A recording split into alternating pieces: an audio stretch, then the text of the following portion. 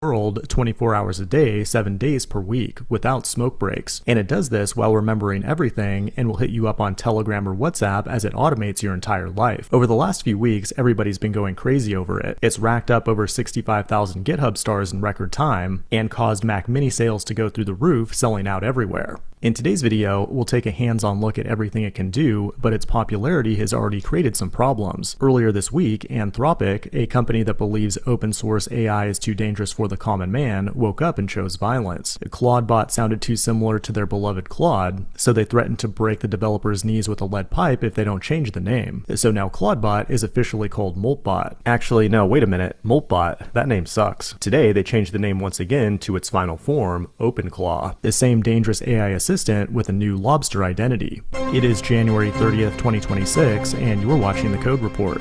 OpenClaw was created by Peter Steinberger, the founder of the developer tools company PSPDFKit, aka Nutrient. But just look at this dude's unhinged GitHub profile. It's less of a resume and more of a heat map of pure uninterrupted software obsession. What's crazy is that this guy retired and then came back for an encore by giving us Moltbot for free, a tool written in TypeScript that wraps Claude and GPT-5 to stay alive 24/7. It can manage your calendar, clean up your email, run scripts, find out how much money you're losing in the stock market, and deploy broken code with absolute confidence. And best of all, it can do all of this from your own tiny self-hosted VPS, a Raspberry Pi, or even a Mac Mini if you really want to overdo it. There's no reason to pay another random startup $29 per month for the privilege. But to understand its full power, let's put it to work right now. The first step is to install it, which can be done with a single command on any system, although Linux would be the preferred route. Once installed, you'll have access to the Claudebot or Moltbot command, or the OpenClaw command if you live in the present. And the first thing you'll want to do is go through onboarding. It is going to request that you read the security doc about all the risks involved, but I like to live dangerously. So let's move right on to the next step by hooking up an AI model provider. You can use anything you want here, but I'm going to go ahead and drop in my Anthropic API key. The Anthropic API does cost money, but you could easily use a free open source model here as well. Now that that's done, the second major component is hooking up some kind of messenger app like Telegram, Slack, WhatsApp, Discord, etc. I'm going to go with Telegram, which is really easy to set up. Just open up your Telegram messenger and start a chat with the bot father. It'll have you select a name for your bot and then eventually give you an access token, which is like a password that you want to keep safe. Go ahead and give the token to Moltbot. Then the next thing it'll ask you for is to configure some skills. It has a bunch of built-in skills, or you can bring your own, and there's even a thing called MoltHub with a bunch of other pre-built skills depending on what you want this thing to do. And then finally, it'll ask you about hooks. Hooks allow you to tap into different lifecycle events that happen as this tool runs, which is really useful if you want it to keep memories about things that happened in previous sessions, or trigger follow-up automations when something important happens. That takes care of the initial setup, which then brings up this gateway dashboard where you can manage everything. It has an interface for basic chat, along with tons of config settings to customize basically everything. That's cool and all, but our goal is to use Moltbot through Telegram. And to do that, we need to go into Telegram and send a message to the bot we created with the bot father earlier. You'll notice initially it says access not configured, and we'll respond with this pairing code. What we have to do is take that pairing code, go into the terminal, and run this command. And now we're good to go. Now we can start sending messages, and it will respond with Anthropic's Claude as the backend AI model. And now we can start refining its personality by simply chatting with it. I'll go ahead and name it Assistant to Jeff and tell it to behave like a casual gremlin with the fire emoji. But what's really awesome is that we can now start building automations directly in the chat. Like maybe I want to check and see how my investment in Microsoft is doing. We can ask Moltbot through Telegram, and it turns out it's not doing so well. But it's not just going to pull this data once. We now have an automation set up in the background to keep track of this stock, and when it moves significantly, we'll get a message on Telegram. So now there's no need in my life to go check this stock manually. But unfortunately, because I lost so much money in Microsoft, I now need to get a real job, so I might go ahead and install this skill that will automatically generate interview questions for software engineers. But that's just the tip of the iceberg of what's possible here. It's an amazing tool you'll definitely want to try out, kind of like Tracer, the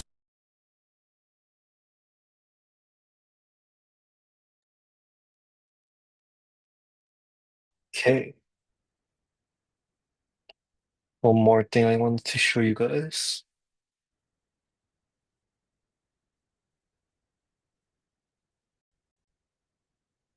So this is the class page. So I've heard that you guys want, or from your parents that you guys want extending projects or additional projects that you guys can work on alone. outside of class. So I will start adding some further project recommendations. So it'll be a bit of both. One will be like extending on the project that you're working on, or another is some project that is related to what we have created. So something like creating a web app for our Connect 4 and stuff like that, adding a graphical user interface. But that's up to you guys on if you guys want to work on it more. Now, last week we were continuing with Connect 4. We did alpha, beta, we've done that, multi-card tree search, we've done that, and now we're going on with Q-learning agent. So let's get started. So Adam, can you share your screen with the live share that I have in chat? Share what? The Connect 4.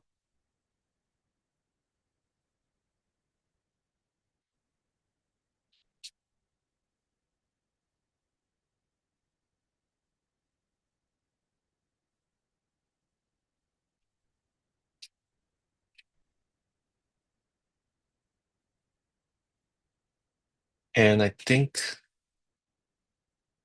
I'm I opening it. enabled, yeah, I think I enabled share. So it should be good.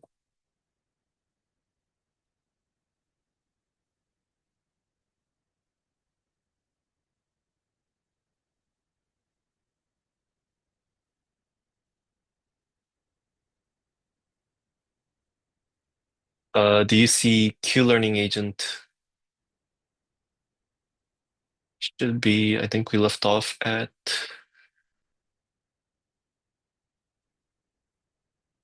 train self-play. So what's that function that you're looking at? I think it's above that. So first let's search for the class, the learning agent class.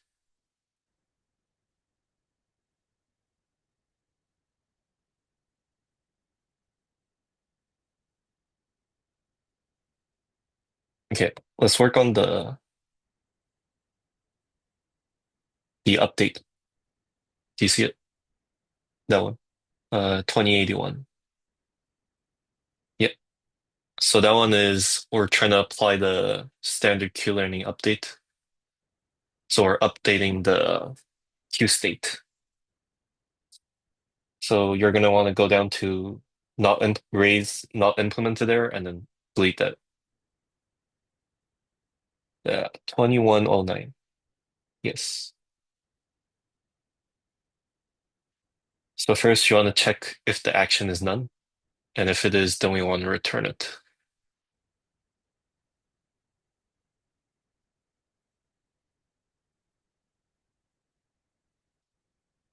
One thing here, conditional check is double equals.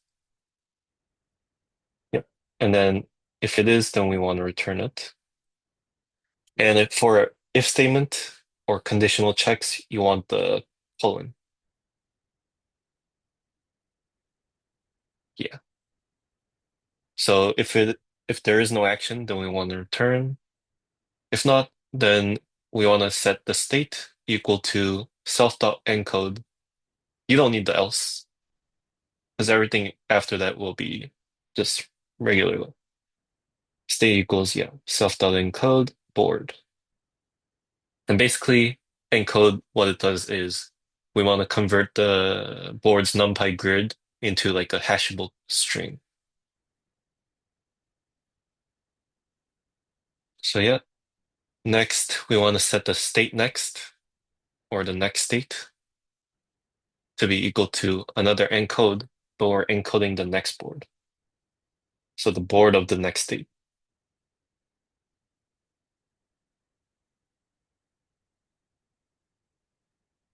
Yep, enter. Now we want to get the Q value. So we just set Q or something, or Q state, or up to you. Now, one thing is for variable names, we usually don't want to start with a capital letter. So let's just do lowercase. Yep. Q state equals self.getQ. So we have a class function underscore Q, underscore capital Q. And then we pass in the state. So get Q basically just searches the dictionary and then gets our Q value. And then we also want the next Q value, which is up to you to name it. Q underscore next underscore state.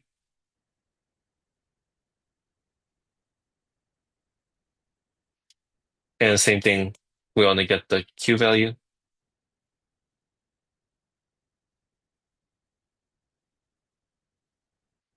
Now, after that, one thing here, we want to do an inline conditional statement. So do if in the same line, after everything,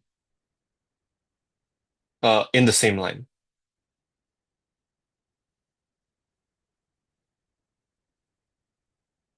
Yeah. So whenever we have a conditional statement in the same line, we call that inline if statement. So if not done,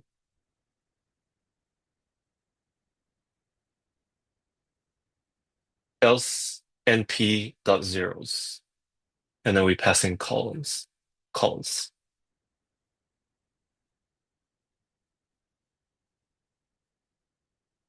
Yep. OLS, all caps.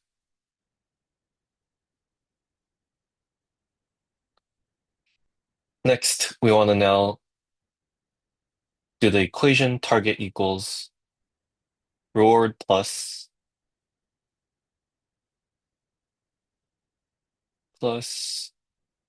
self dot gamma. Yep. Times np dot max of the next q.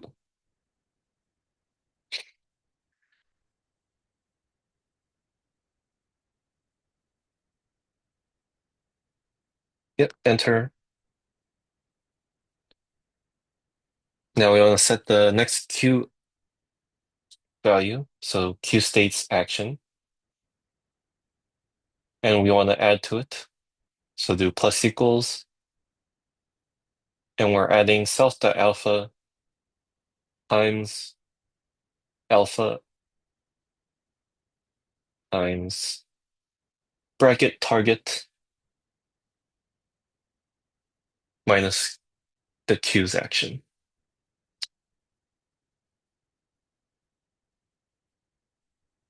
So what you're doing right now is we're updating the queue values with what we learned in this iteration. And the equation for that is stated on the top of this file. I mean, the function, or no, it's right there, number 4. Perform the incremental update, compute the target. That's basically what we're doing. And yeah, you can stop sharing now. And let me know if you guys have any questions as well.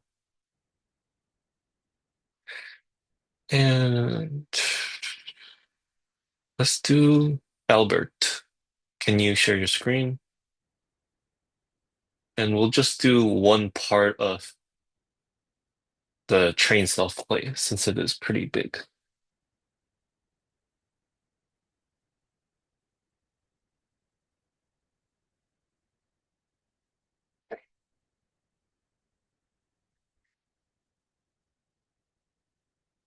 So whenever you're ready, share your screen. Yep.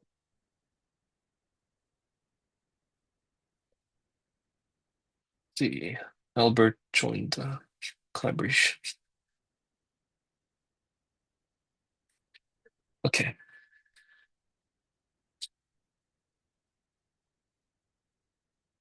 One second.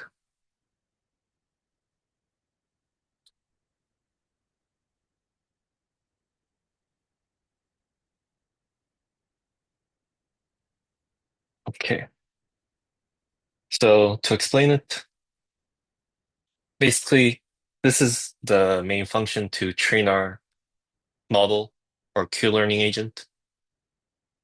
And we're basically letting two copies of the Q-learning agent play against each other from a empty board or whatever the state is right now.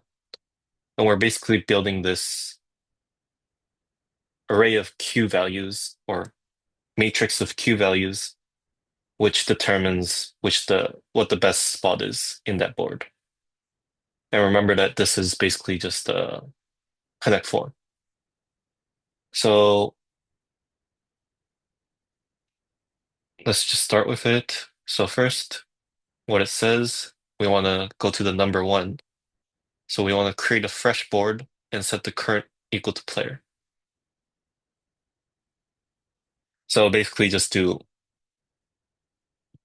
just do opponent player or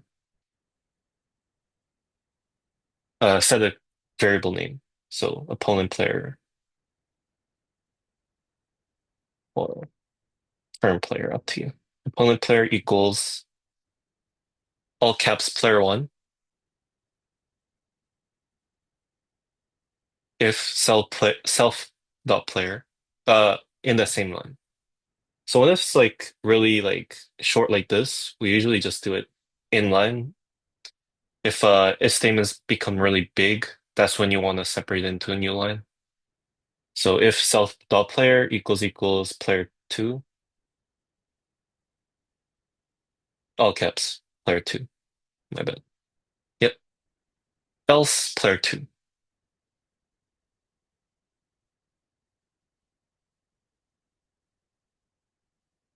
Yeah. So yeah. James, 1 second. I think it's because I sent it before the chat, but here it is. Um, okay. Yeah. So basically this says if the self player right now is player two, then we want to change it to player two, one. Or else if it is player one, then we want to change it to player two. Let me know if you guys are confused about inline if statements as well. But yeah, next, number two, what does it say? We want to store a copy of the board. Oh, wait, let's create a fresh board first.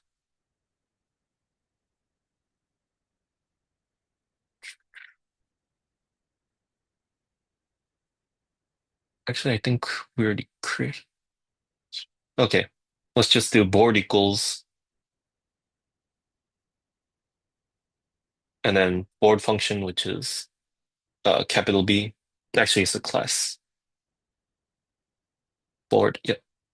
And you don't pass in anything for the class, just do empty brackets. Yep. And then we also want to set the opponent player. So what you want to do is do opponent equals,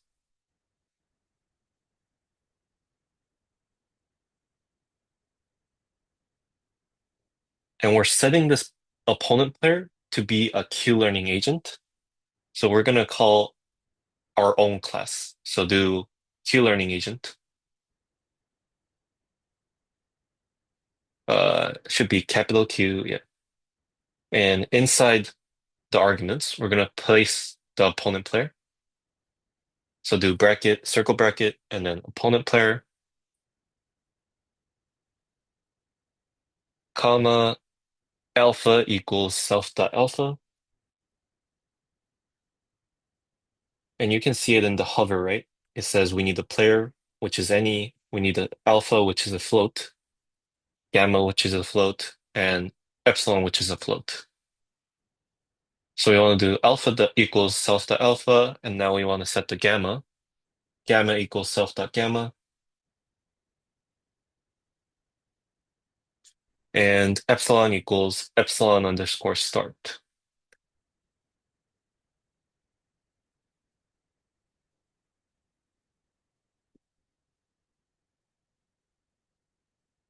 Underscore start.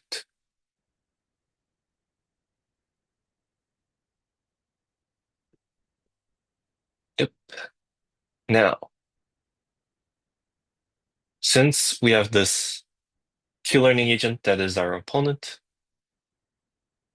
Now we want to go in for the for loop. So do for each episode in the range of episodes.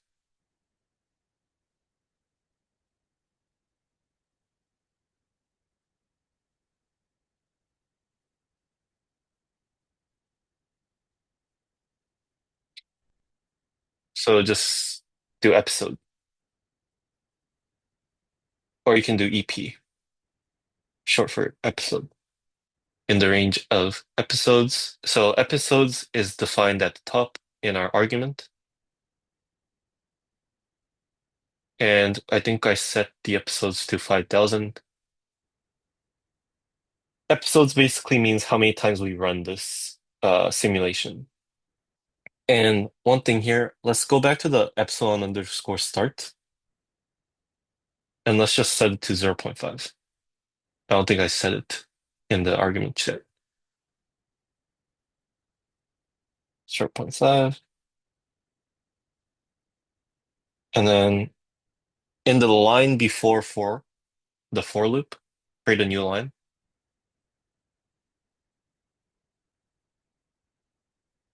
Yep. And we're going to need to set some more variables. Let's do max underscore length equals 42.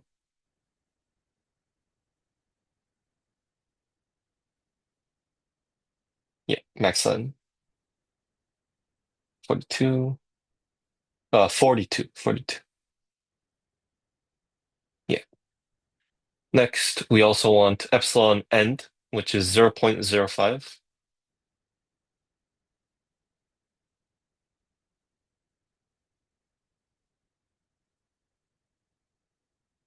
And we also want to set the decay rate, which is decay, DECAY underscore rate.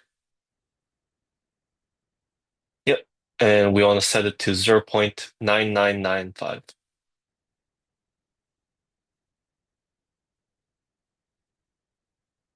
999, three nines. So these are basically just variables for our training model. Now we want to go for each episode in range of episodes.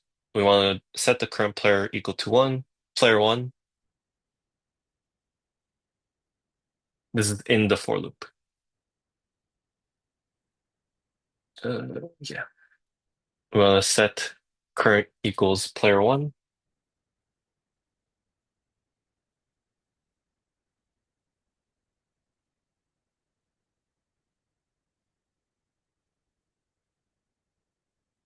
Yeah. And then we want to set board equals to board again.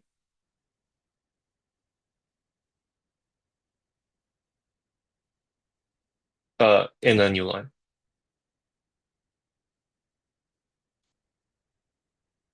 I now believe this is redundant, so let's just delete 535, line 535.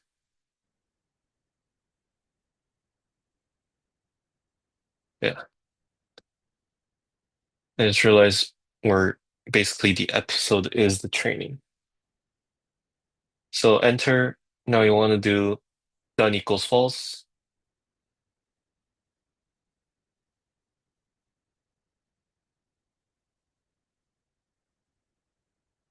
Done. Done. DONE. Yep. Next line, we want to do previous board equals board dot copy. So basically, at the start of the episode or the training run, we want to store the state that it was before, and then we want to save another state right now, which is board. So this is basically when you go to for that update again, you'll remember how we have the current one and then the previous one, next one. So the next one is the current board, and then the previous one, no, the current one is the previous one. I'm confusing you guys. Anyways, enter. Now we want to set the decay epsilon. So do epsilon equals max. epsilon equals max of max function of epsilon end. Uh, Max is the function. Yeah. Inside the max, we want to set epsilon underscore end, comma, epsilon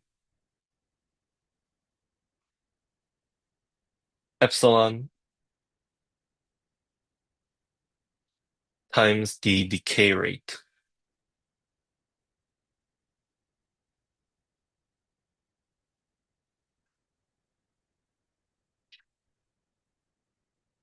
Yep. And then enter a new line.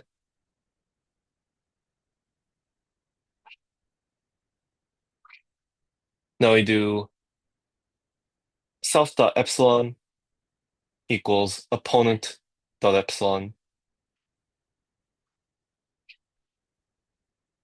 So do self dot epsilon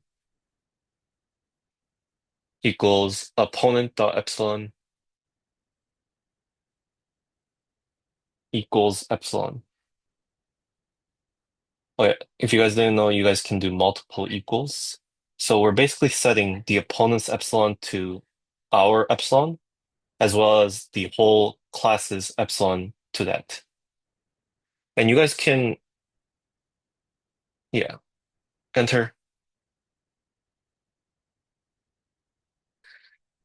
Since we set all these variables, now we can do the while loop. So do while not done.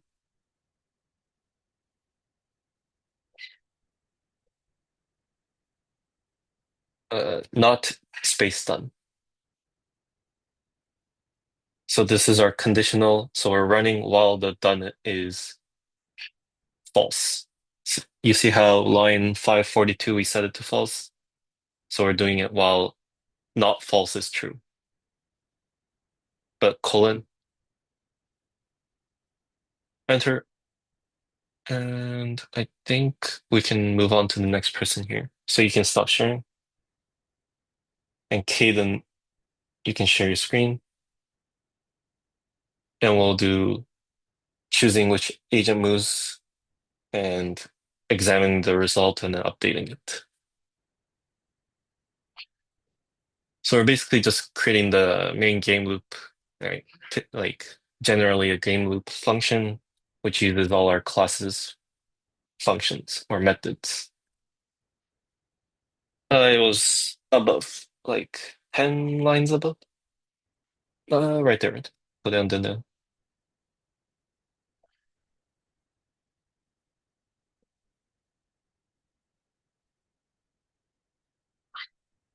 Down a bit more. Yeah, right there. Up. Line 547. So where that purple line is. Yep. So while not done, you want to choose which agent moves this turn. So do agent equals.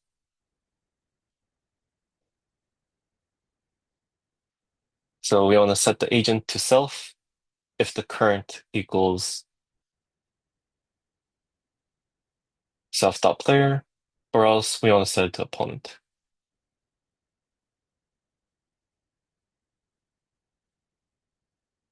And self, so in this case, we're setting the variable self. So what it is it's calling its own class. So you know how self.player basically says we're calling this class's player variable, but self basically just says I'm using this actual class itself. Next, we want to do also set the opponent, so do OPP underscore agent or opponent agent. T. Yeah, opponent agent equals opponent. It's basically the opposite. Opponent if current equal, I mean, if agent equals.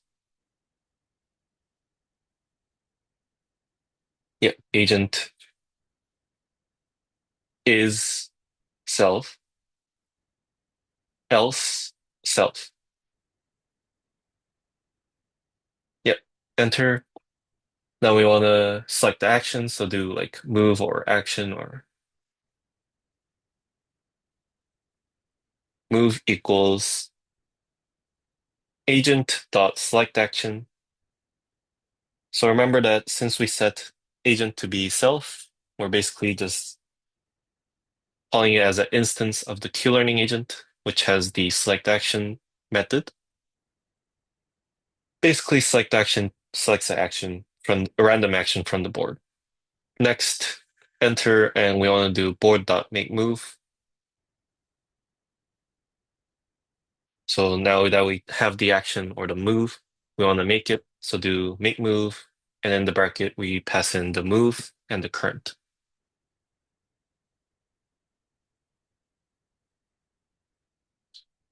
Enter. Now we want to examine the result. So do winner equals board.checkWinner.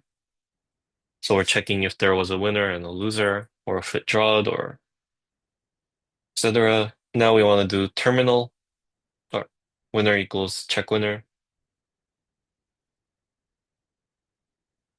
Check winner is of the board class. So do board dot check winner.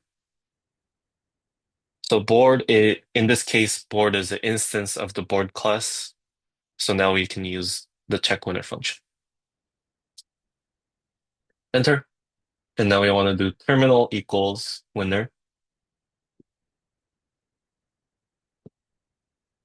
Does not equal empty, or the board is full. So we're basically saying we're setting the terminal to be a Boolean value of true or false.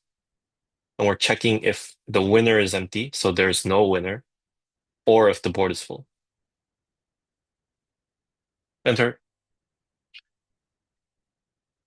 Now we want to calculate the rewards. So let's do if terminal. Yep. Then reward winner or reward uh, agent. Let's do reward agent equals 1 if winner is the agent dot player.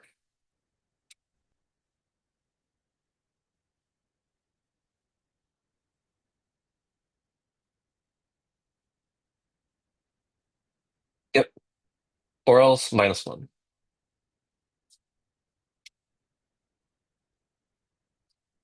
Yep.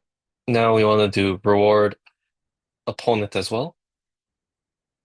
And we want to set it to the opposite of what the agent got. Or you guys can repeat the if statement again, but reverse, but this is way easier. So yeah, do minus reward agent.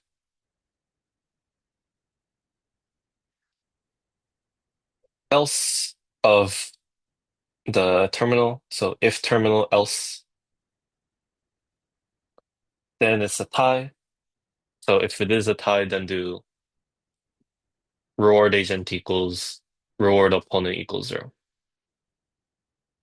Or reward agent equals 0, reward opponent equals 0. You can also do it in the same line.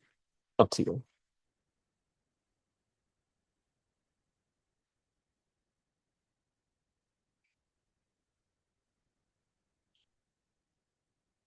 Yep. Now, next line.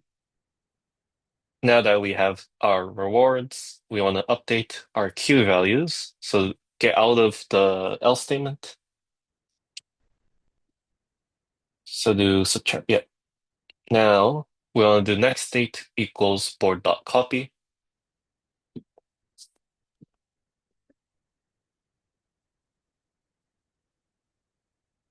And copy is, yep.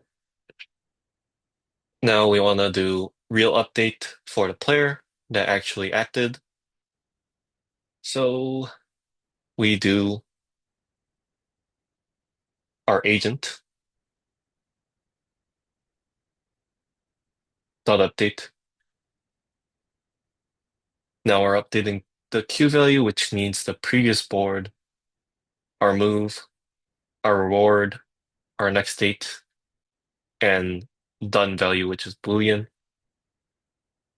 Yep, reward agent. We have our next state, and we have done equals terminal, or just terminal. Done equals terminal.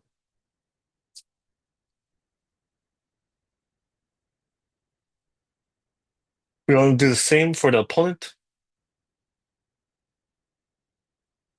Opponent agent, and we pass in previous board. And here we have none for the action, since it's our opponent. And we have our reward opponent.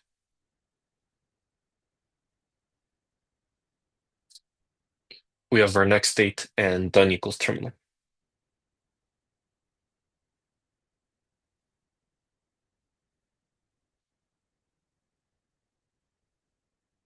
Yep. Enter.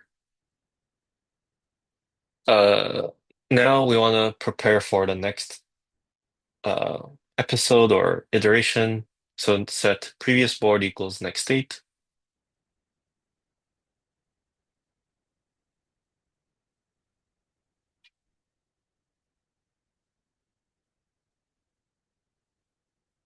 Yep. And set current equals player one.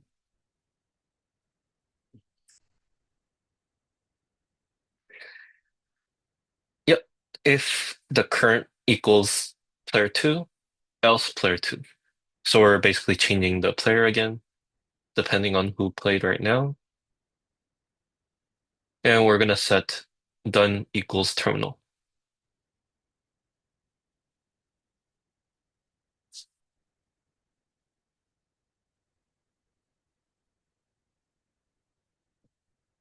Done equals terminal. So the opposite.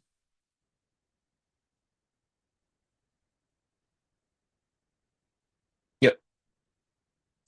Now enter. We could do. Let's do a progress report. Okay. Delete one. Backspace. Yep.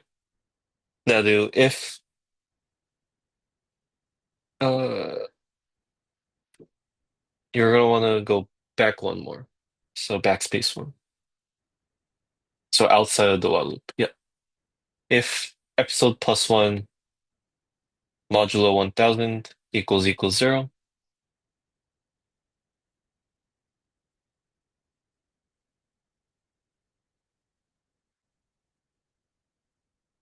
Then we want to do print with the F string. Now quotation. Yep. Episode. Uh, Curly bracket. Episode plus one.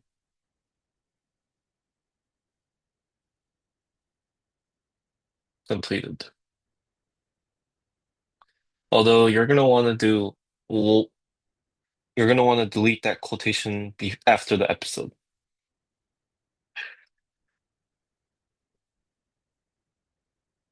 So you see how you're ending the string? Yeah.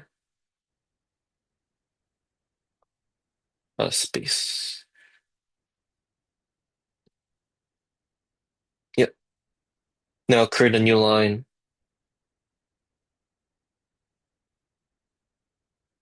Uh, Backspace one more from the if.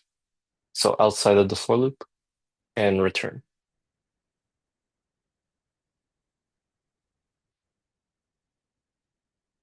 Yep. And train self-play basically returns void. So we're good. You don't need to put anything in the return, so you can stop sharing. And we will be doing the game loop now. Not the game loop, but calling the Q-learning. So it won't be as long. So it'll basically be we now trained it. Now we're going to use this model with the actual human. Charlie, can you share your screen?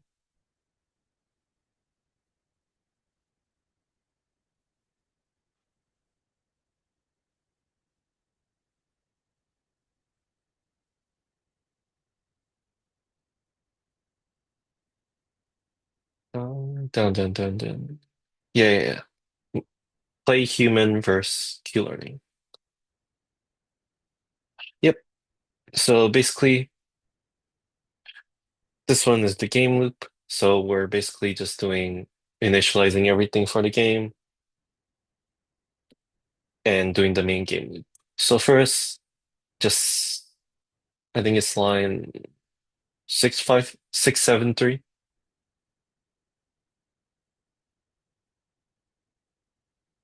Oh, 678. Yeah. Now we want to set agent dot epsilon equals epsilon. You need a tab. You need to be in the function. Yeah. Agent dot epsilon equals epsilon. You want to now initialize the board. So make an instance of the board.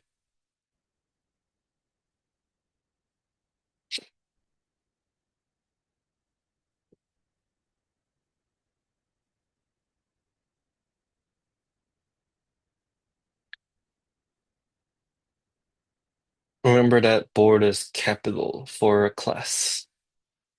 Yeah. And it's like kind of like a function, but with the circle bracket. Yeah. Good. Now you want to set the current player. So current equals player one or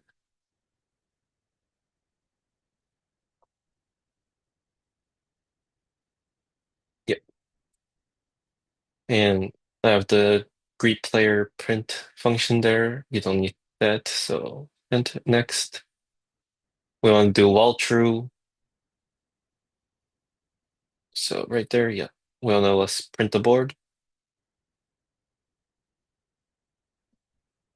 And then we want to ask the board who the winner is, if there is any. So do winner equals board dot check winner.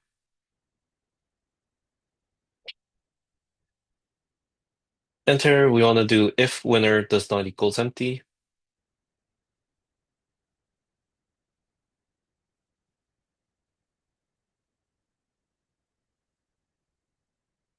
Yep. Then we want to enter.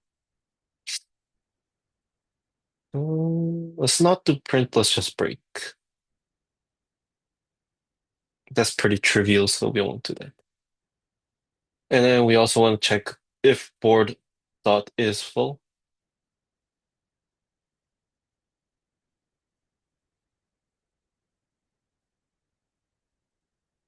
We can print again, but let's just break again. Yep. Next, we want to choose and apply the move. So do if current equals player one.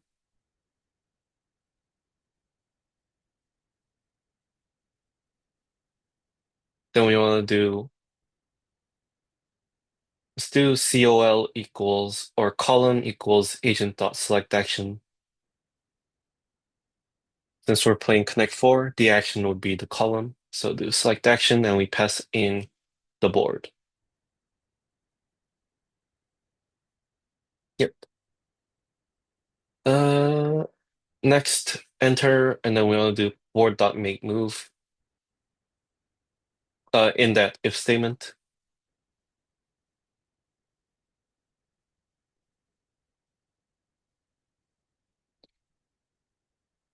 And we pass in call for column and the player.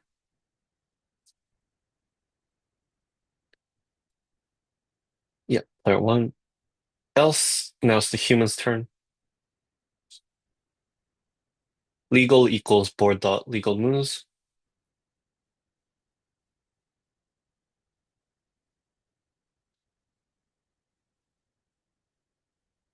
Yep. Now column equals none or col. And while col not in legal,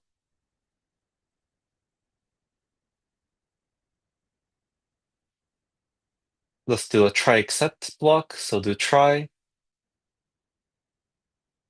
enter col equals int of input of, oh no, it's this, yeah, int input, yeah. So we're basically trying to make the input robust by parsing for integer, as in the column, right? So do input of, and then just print like f string, no print. It's input does the print already, so your turn, choose column,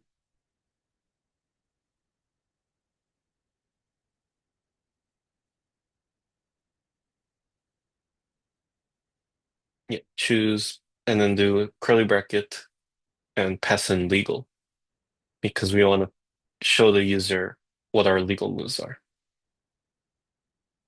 And since it's try block, we want to write accept, and we want to do accept value error. Uh, it should be after the accept. So how try accept works is basically you're making this exception for the error, and basically it's saying whenever your input is not an input, whenever your input is not an integer, this causes a value error. So we're going to create an exception for it where it doesn't error out or break the program, but instead we want to make it continue. So you see the while block, so it just continues on with asking the user again. In most cases in real programming, you would want to do a print function of please look at the legal moves again or something, or input the integer. Enter and backspace twice. Yep. And you want to basically do making the move, so board.makeMove.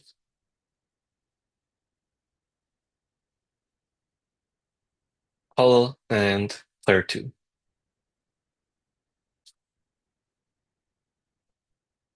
Yeah. Now we also want to do switch the player and the loop. So outside of the else statement, we want to do current equals player one. If current equals player two,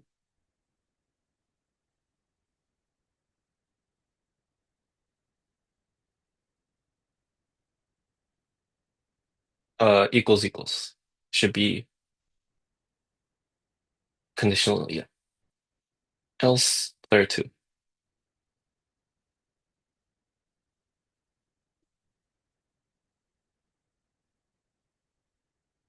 Yeah. Good. Now you can stop sharing.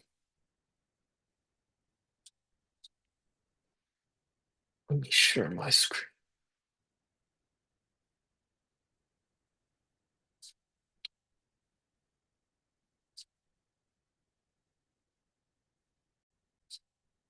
Okay. I think you guys can see my screen. Let me move this. Okay.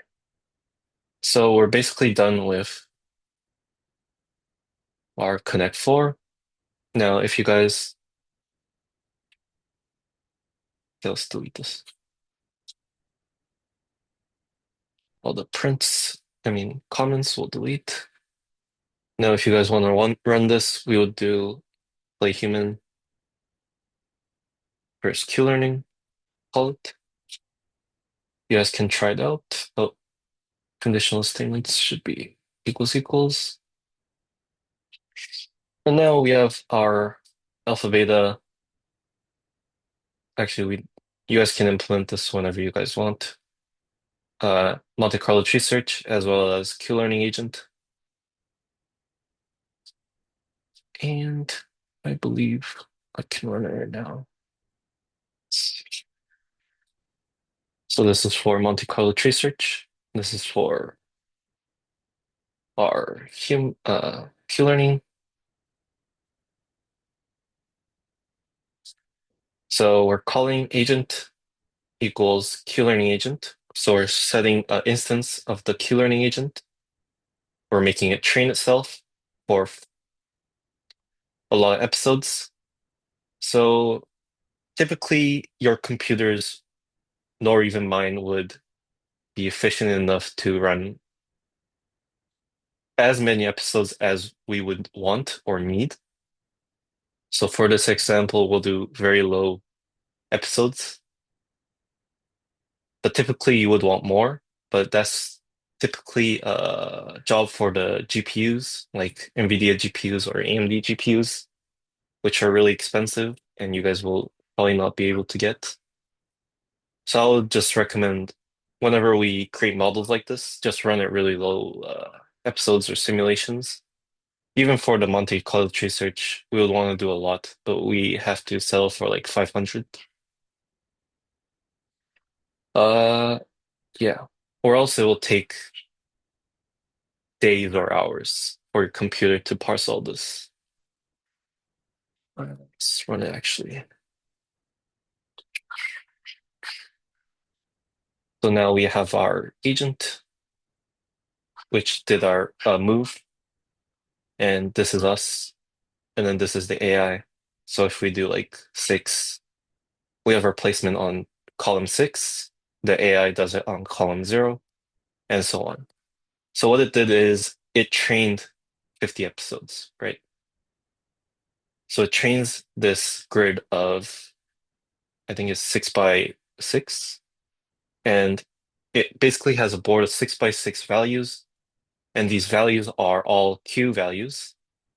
And it's been training for 50 episodes, and it has a run update on that board for 50 episodes. Now we're using that in this, and the AI is basically searching, okay, which value is the biggest now, and running it. And by default, if you guys run it only like 50 times, then it only did 50 training sessions, which is really bad. So probably lose against us. And you guys can try this out on your own if you guys want. And I will post the solution after this. And one more thing.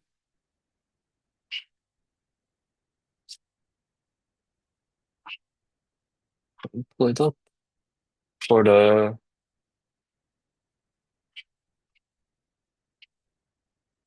further project extensions that you can do. First is the graphical user interface. This one we already did for, I believe, tic-tac-toe, so you guys can try that again. Next, we have replacing the algorithm with a neural network. You guys can try it out using TensorFlow, or you guys can create a Connect 4 AI tournament web application. You guys can use Flask since we're already using Python. Flask is basically a Python framework. Uh, and basically users can try out the different agents, or you guys can add your own. Because we currently have Minimax, I mean, I think we have Alpha Beta, Monte Carlo Tree Search, and Q-Learning. You guys can probably add the neural network as well. If you guys have any questions while you guys are doing this on your own time, please let me know as well. If you guys are stuck, I can probably help. For next project, we'll do a classifier. So let me actually share the GitHub link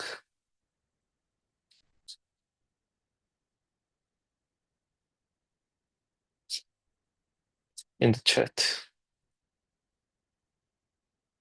So this is going to be I have to rename the repository folders, but this one's going to be week 7, even though we're on week 11. I'll probably rename it to project 7. And let me share my screen.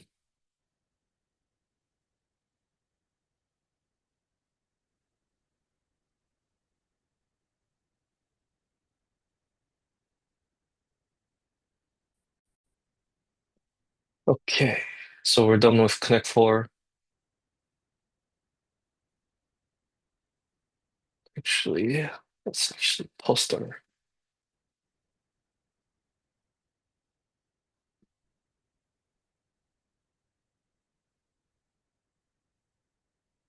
So here, oh yeah, if you guys are wondering what Git is, I mean, how to use Git, Git status basically shows what files are modified or added or deleted.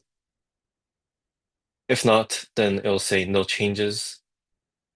But we're adding the code folder since we have updated the Connect 4 template.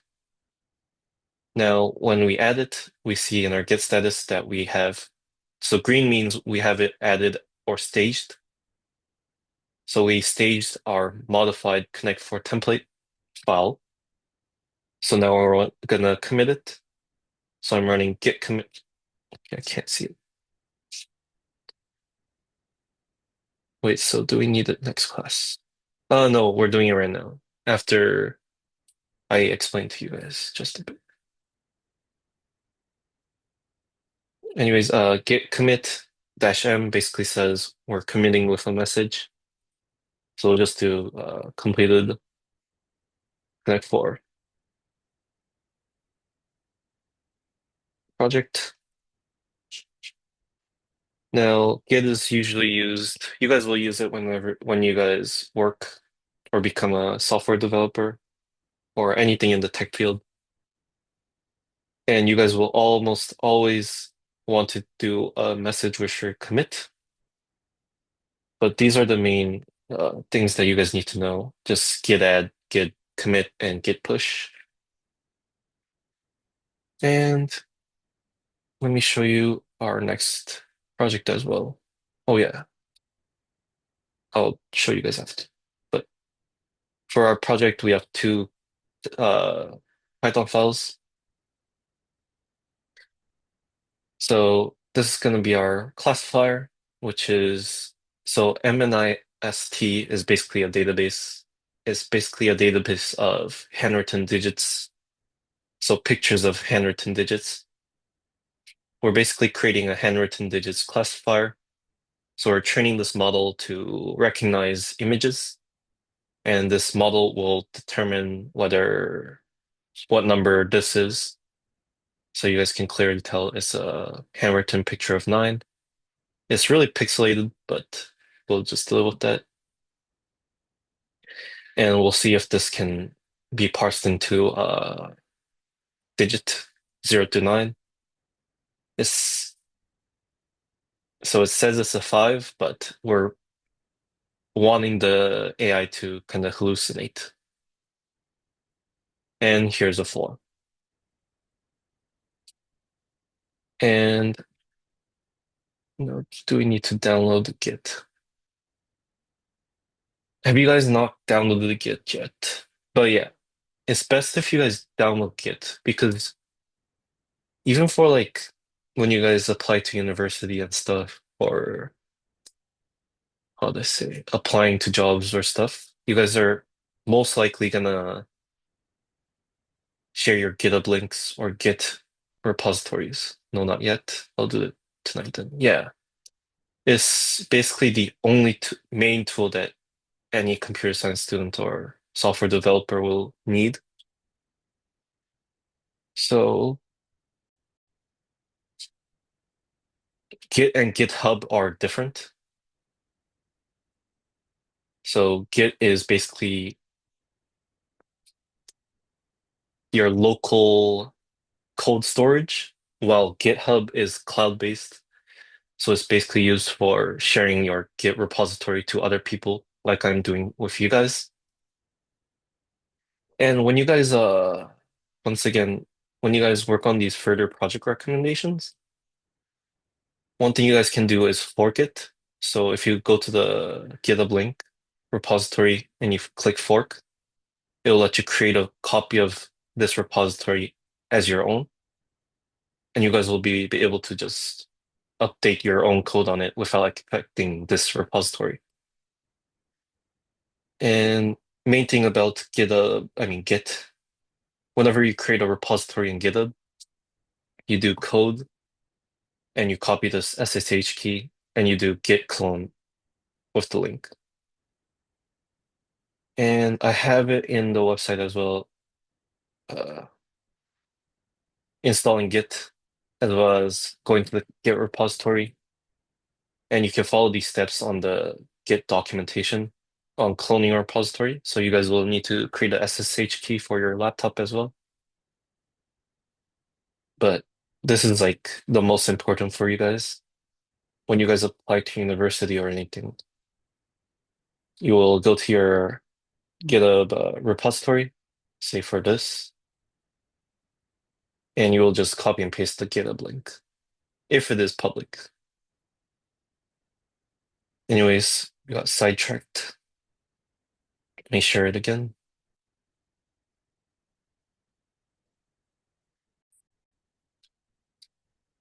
Okay, where were we? Yeah, so we're basically building a classifier model. We're going to use PyTorch and Torch Vision. Uh, so this file will be building the model. So we're getting the device. Typically, it's just going to be our laptop. So as it says, CUDA enabled GPU. For CUDA, do you guys know what that is? I don't think you guys do know. But you guys know what GPU are, right? Do you guys know what GPUs are?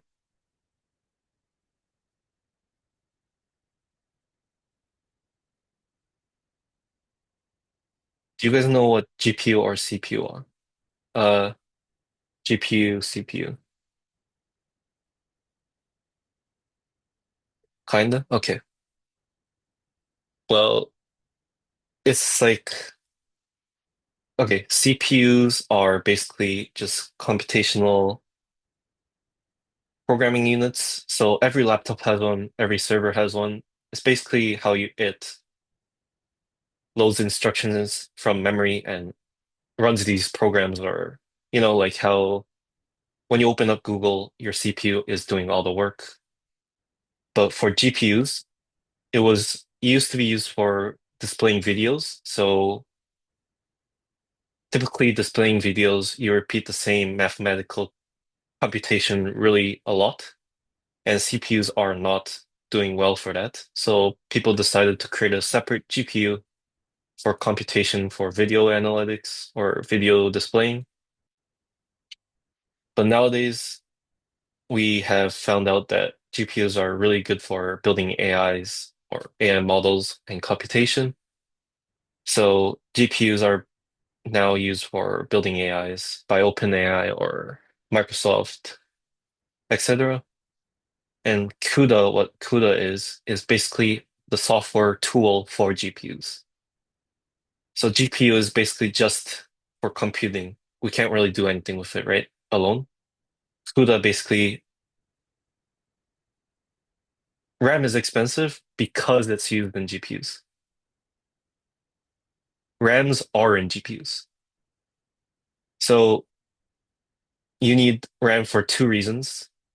If you have a big GPU or like powerful GPU, then your computing resources needs a lot more RAM, right? Because how can it handle, if your computer is really bad and you have a really good GPU, then your RAM can't handle the amount that the GPU needs, as well as GPUs itself have VRAM, virtual RAM. So as you can see, I've seen some stocks of RAM stocks go up like 600%. It's all due to that. And CUDA is basically software programming language kind of for GPUs where software developers can program it to run our or to train the AI models. Anyways, this one is basically deciding whether to use GPU or CPU. If you guys do have a GPU, you guys totally should learn how to run the computation on your GPU. Usually Torch, you can decide on that using this device helper. Otherwise, we'll just use our CPUs. You guys might want to just run really low episodes. And I do not recommend you guys buy any GPUs because they are too expensive. So, build model, we're building the model so we're basically building a neural network. We're having two linear, how do I say it? We're having two linear layers. We'll learn it more next week, but next we have data loaders so to train AI models, we need data, right? We need a lot of pictures to train on. This function basically does that. We're getting the data, which is in this case images. We're separating them into training data, testing data. Next, we have train one epoch. Epoch basically is the same thing as episodes or a trial run, same thing, but in neural network term. Next is the evaluation, where basically computing the classification accuracy of the model. Next, we're doing the training. So we're running the training. So it calls all your device, get device, build the model, trainer, optimizer, etc. And this is the entry point. You guys should probably know what name equals main means. Next file is basically using this trained model. So after you run this classifier, it will output in the form of this PT file. This is our model. You guys won't be able to read it because it is binary or has its own encoding. So if you guys try to read it, it'll look like this. It's basically unable to parse it in by U what do you call it? UN. And basically the main template, we're gonna pass in our kind of an image and we're gonna make the model classify it. So it basically pre-processes the image. We're predicting the image using the model. So it calls the pre-process. We're moving the tensor to the same device as the model, and we're putting the model into evaluation mode. We're doing a forward pass, and we're getting the output. And we have the main function to run all our functions here. Let's work on this for like 13 minutes while we have it.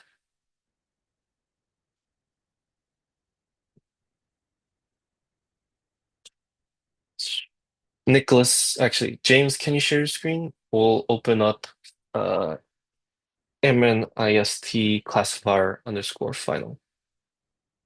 Actually, where is it? Template here.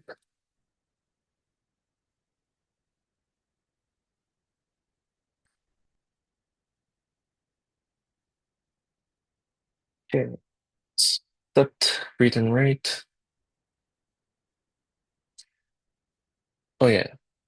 And I didn't know, but if you guys log in to the live share using your GitHub account, it will see in the project repository that you guys contributed to it.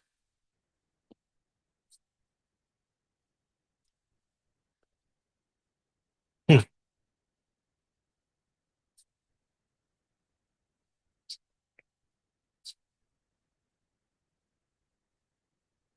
So it should be classifier template.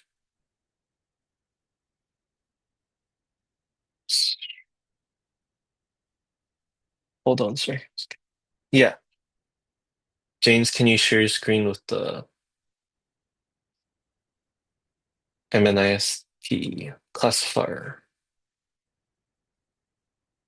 So you're gonna want to go to get device. We'll work on get device. Yep. And just delete the phrase implemented there. For this one, it'll be really easy. It's one line. Enter return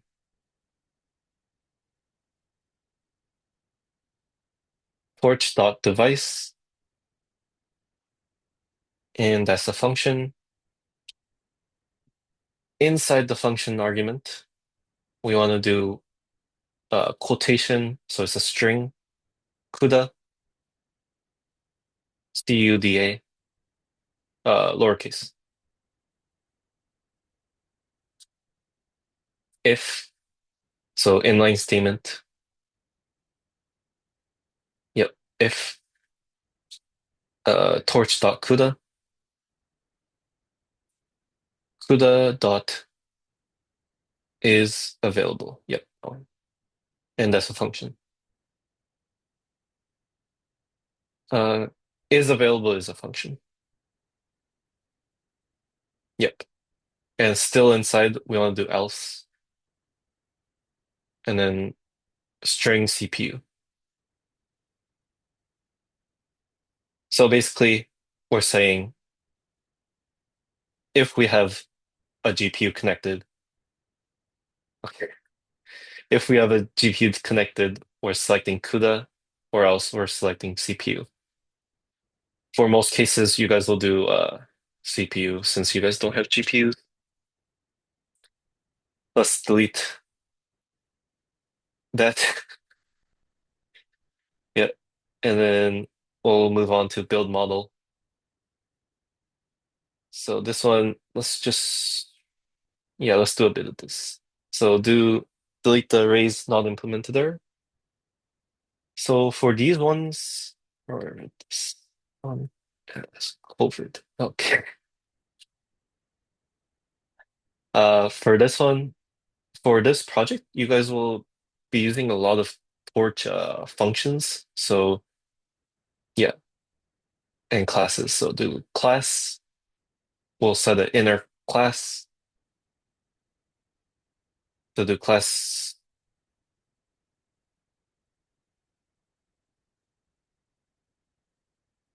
CLASS. Yeah,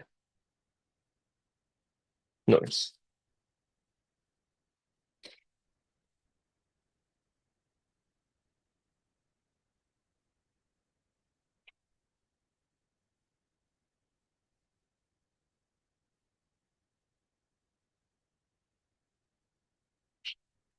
So do class and then do uppercase tiny, only a capital tiny. Yeah. Tiny CNN all caps. Yeah.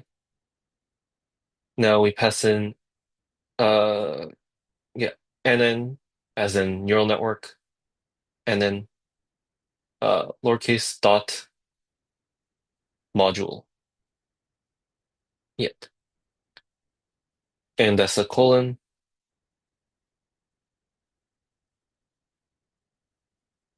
colon, semicolon. Or yep. Now we want to set the init function, so do define, yeah, init self. Self should be lowercase.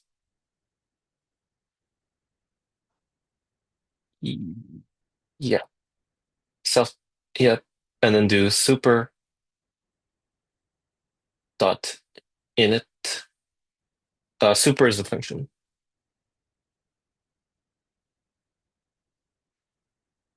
Okay, one thing here.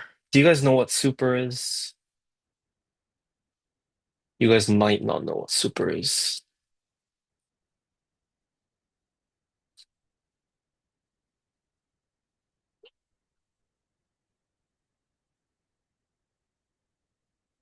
Yeah, yes, that is exactly correct. So you see how we're passing in class tinyCNN and we're passing in nn.module. nn.module is a class that isn't defined by us, but it's like part of the Torch library. And we're saying that tinyCNN is a child class of the parent class, which is nn.module. And we're saying super in it's basically inheriting our parents, the parent class's function, I mean variables from the init. So our parent class is nn.module, and the current child class is tinyCNN, and we're doing super to inherit the parent's init function. I'm not sure if you guys understood that, but this is pretty important topics on even in software development, in object-oriented programming. You guys should probably go through a course. I'm pretty sure there's W3 school. There should be a course on classes. Because it is not the scope of this class, we won't go over it, but it's pretty important even for later on when you guys learn more about CS or stuff. But yeah, this is part of inheritance. And yeah, you can delete the text.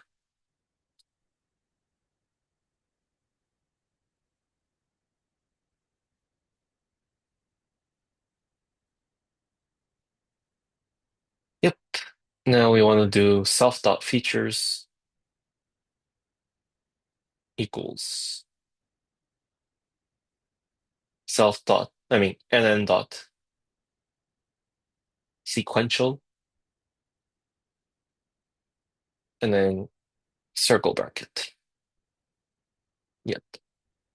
Inside the circle bracket, this is going to be long. So I'll teach you guys more next week, but basically neural networks where there's going to be a lot of layers to it. And we're with sequential, we're basically defining how many layers we want in a sequential manner for our neural network that we will train. So our first layer will be NN. I would actually recommend enter. Yep, NN dot capital C conv, and you're gonna want 2D. Yeah. Inside, we are going to define our channels and kernel size. So do in underscore channels equals 1, comma out underscore channels equals 16, comma kernel underscore size equals 3, kernel as in Linux kernel or KER, yeah, 3, and okay, uh, padding equals 1.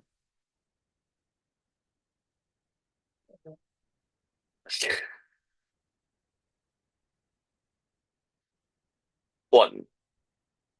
Yeah. So what we're stating for this layer, we're going to have one channel coming in and 16 channels coming out. So while going into this channel or layer, we'll have one input and we'll have 6 output going out for this neural network. And that's basically the only thing you guys really need to know. Enter.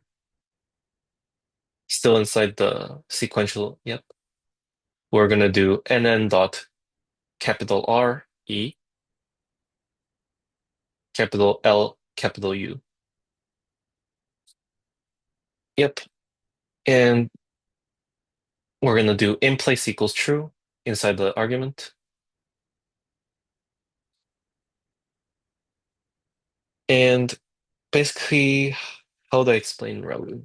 It's basically It means a rectified linear unit, but you're basically setting an activation function. So it's basically outputting a solution to a gradient problem. The more I explain it, the harder it's. So in neural networks, there's basically called this gradient uh, equation. And basically what we're doing is computing it using ReLU. And one thing about it is it's a underscore, I mean, lowercase e for ReLU. Uh, there's no other arguments first. So do minus minus. And then the ReLU, the lowercase e. Yeah. Now, before we continue on, I think we should stop here so that I can teach you guys more next week. Next week, I'll show you guys what neural networks are and how it works. And we'll start with Nicholas next week. Uh, let me write that down. Start with everyone went except Nicholas. Continue with Nicholas on neural networks. I'll just save that for next week. And then let's do some Blicket to end today. And if you guys have any questions as well, let me know. And I'll stop the recording as well.